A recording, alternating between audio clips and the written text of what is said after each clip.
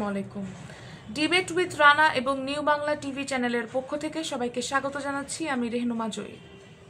শুরুতেই সংবাদ শিরোনাম। ক্ষমতায় গেলে ইনসাফ ভিত্তিক বাংলাদেশ গড়ার অঙ্গীকার তারেক রহমানের। তিনি বলেন, আইয়ামে জাহেলিয়ার সময়ে আমাদের মহানবী সাল্লাল্লাহু আলাইহি ওয়াসাল্লামকে যারা অপছন্দ করত তারাও মহানবীকে ন্যায়পরায়ণ হিসাবে মানত এবং বিশ্বাস করত। মহানবীর ন্যায়পরায়ণতা নিয়ে মুসলমান অমুসলমান, বিশ্বাসী অবিশ্বাসী কারোর মধ্যেই কোনো সংশয় ছিল না। মহানবীর সেই ন্যায়পরায়ণতার আদর্শ সমুন্নত রেখে রাষ্ট্র এবং সরকার পরিচালনায় বিএনপির মূল মন্ত্র হবে ইনশাল্লাহ ন্যায়পরায়ণতা। রোববার জাতীয় ইমাম খতিব সম্মেলনে এসব কথা বলেন তিনি। বাংলাদেশ চীন মৈত্রী সম্মেলন কেন্দ্রে সম্মিলিত ইমাম খতিবদের পরিষদের উদ্যোগে জাতীয় ইমাম খতিব সম্মেলন 2024 সম্মেলন হয়। এই সম্মেলন কমিটির সদস্য সচিব মুফতি আজহারুল ইসলাম ইমাম খতিবদের 7 দফা দাবি উপস্থাপন করেন।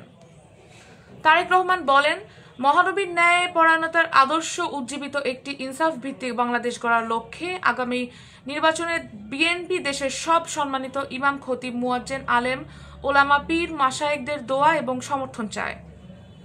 তারেক রহমান আরও বলেন, আমি আপনাদের কাছে দোয়া চাই, আমার মায়ের জন্য দোয়া চাই, দলের নেতাকর্মী সমর্থক এবং দেশবাসীর জন্য দোয়া চাই।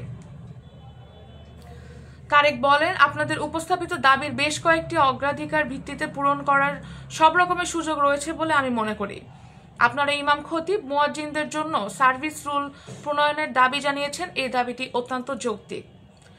অনেক মসজিদে মসজিদ কমিটির ইচ্ছা অনিচ্ছার উপরে ইমাম মুয়াজ্জিনের চাকরি নির্ভর করে বলে উল্লেখ করে বিএনপির এই শীর্ষ নেতা বলেন, আমি মনে করি এটি হওয়া উচিত নয়, এটি হতে পারে না। এটিকে ইমাম মুয়াজ্জিনদের বিরুদ্ধে অন্যায্য আচরণ বলে মনে করি। বিএনপি রাষ্ট্র পরিচালনার সুযোগ পেলে আপনাদের সার্ভিস রুল প্রণয়নের ব্যাপারে অগ্রাধিকার ভিত্তিতে বাস্তবায়নের উদ্যোগ গ্রহণ করবে। উপস্থাপিত অন্যান্য দাবিগুলো বাস্তবায়নের জন্য কার্যকর উদ্যোগও বিএনপি সরকার গ্রহণ করবে। এ ব্যাপারে ইমাম খতিবদের একাধিক মিটিং করে প্রতিটি দাবির সুনির্দিষ্ট সুপারিশ বিএনপিকে দেওয়ার আহ্বানও জানান তিনি। দর্শক, আজকের সংবাদ এ পর্যন্তই। পরবর্তী সংবাদ দেখার আমন্ত্রণ জানিয়ে বিদায় নিচ্ছি। ধন্যবাদ।